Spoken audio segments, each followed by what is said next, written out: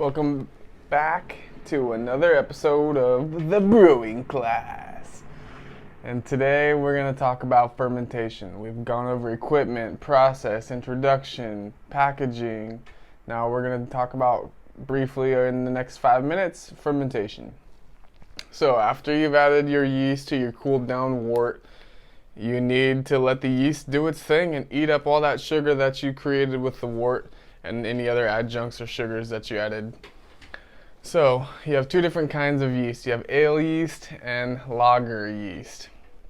Now ale yeast is what's most common. This is what IPAs are made of, pale ales, most stouts, most beers you see on the craft beer market these days. But things such as pilsners, American lagers, a lot of German style beers are made with lager yeast. Lager yeast ferment on the bottom of the beer, and ale yeast ferment at the top. Lagers require colder fermentation temperatures, roughly around 55 degrees Fahrenheit, whereas ales require roughly 68, 72 degrees Fahrenheit to ferment. Lagers take longer to ferment and usually produce a more clean, crisp profile in the beer, whereas ales will give you a little bit more fruity, estery, higher alcohol beers as well. So ales are generally more preferred in the craft brewing world because you can go through beers with much faster, more turnaround time to produce more profit if that's what you're looking for. And we all know the number one beer in the world, still the IPA, New England IPA, juicy West Coast IPA, American IPA, some sort of IPA. So IPAs use ale yeast and that's what you use. So the most important thing when fermenting is to have the first 5 days really of fermentation to be the most smooth. You want it to be steady temperature. If it goes from hot to cold to hot to cold, it's going to stress out the yeast and it's going to produce some off flavors that are not good in the end result of your beer. So if you can, for an ale yeast, let's say you want it to be a little bit esters, a little bit more tropical and fruity, you can ferment at 72 degrees, 74 degrees Fahrenheit. And you want it to be a little bit more smooth, a little bit more clean, you can ferment at 68 degrees Fahrenheit.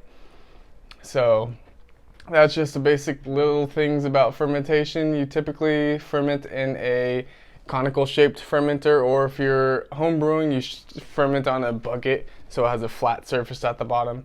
With the pros of having a conical shaped fermenter is that all the yeast gets trapped at the bottom. Once the yeast is done reproducing, it all floats down to the bottom.